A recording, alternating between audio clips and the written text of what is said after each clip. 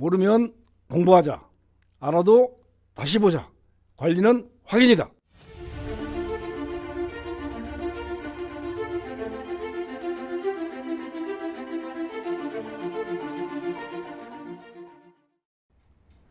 안녕하십니까. 율산개발관리소장교육원 원장 김경렬입니다. 자, 장기수선 관련 법령 규정은 딱 2조항밖에 안 되는데도 불구하고 처벌 규정은 7가지가 있습니다. 첫째는 뭔가니 과태료 규정인데요. 첫째는 장기수선 계획에 수립되어 있으면 그 수립되어 있는 항목을 그 시기에 그 적절한 금액으로 수선하라는 겁니다. 그 시기를 놓치거나 그 금액이 지나치게 많아지거나 아니면은 보수하지 아니한 경우에는 1,000만 원의 과태료를 부과합니다.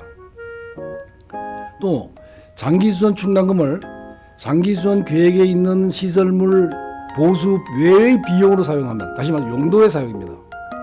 이럴 경우에도 1,000만 원의 과태료를 부과하는데, 지금 현재 공동주택관리법은 그것뿐만이 아닙니다. 관리비라든지 그 다음에 사용료도 1,000만 원의 과태료를 부과합니다. 근데 이 사용료 속에는 입주자 대표의 운영비와 선거관리위원회 운영비가 들어가 있습니다. 또 관리비 속에는 직원들에 대한 인건비라든지 아니면 경비 청소비라든지 이런 것들이 들어가 있고, 또 수선유지비가 들어가 있습니다. 이 수선유지비는 소모성 시설물에 대한 유지 보수 비용이죠. 다시 말해서 시설물 자체의 재산 가치를 지키는 장기수선 계획 사업과는 좀 다르다는 겁니다.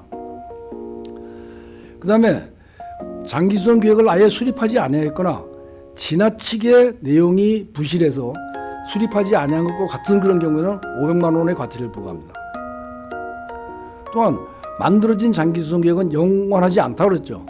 각종 자세히 검토라든지 새로운 신기술의 개발이라든지 이런 것들에 의해서 조정해야 될 시기가 달라질 수가 있습니다. 3년마다 장기수선 계획을 어떻게 할 것인지를 검토하라는 겁니다. 이 검토를 하지 아니하여도 역시 500만 원 이하의 과태료를 부과합니다. 그 다음에 검토를 했으면 그 검토한 기록을 보관하고 그 다음에 작성하고 준비해 놓지 않으면 역시 500만 원 이하의 과태료입니다. 장기수선 충당금을 적립하지 않으면 어떻게 되느냐? 역시 500만 원 이하의 과태료인데, 문제는 부족하게 적립했을 때 처벌 규정이 명확치가 않습니다. 또한 우리 법령에는 국토교통부 장관은 최소 금액을 정해서 고시할 수 있다고 되어 있는데 아직까지 고시된 바가 없습니다. 다시 말해서 적립하지 아니하면 처벌하지만 부족하게 적립하는 것을 처벌하는 규정은 아직 없다라는 것이고요. 그 다음에 보수를 하거나 교체를 하거나 했으면 그런 모든 실적들은, 모든 그 기록들을 남겨놓고, 이것도 인터넷 홈페이지에다가까지 남겨놨고, 이런 것들이 안 되면은 500만 원 과태료를 또 부과합니다. 그래서 이 장기수선 법리는 기본적으로 안전성과 그 다음에 효율성에 관한 문제입니다.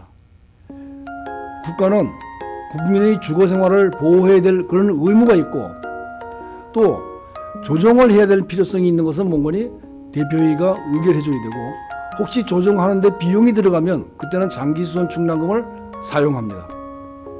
또 검토 시기를 놓치면 역시 처벌하고 있습니다. 따라서 관리의 주체에 있는 분들이나 입주자 대표회의를 구성하고 있는 분들께서는 이러한 장기수선 법리의 기본 법리와 그다음에 처벌 규정을 명확하게 알아두시고 따라야 될 것이라고 사용됩니다. 장기수선이 복잡해 보이는 이유는 간단합니다. 웬만히 이 보통 모든 시설물들은 한 번에 끝나는 것이 아니고 최소한 40년을 쓰는 겁니다. 그러니까 결국은 지금 현재의 나만 쓰는 것이 아니고 내 나중에 소유하고 나중에 사용하는 사람이 있다는 거죠.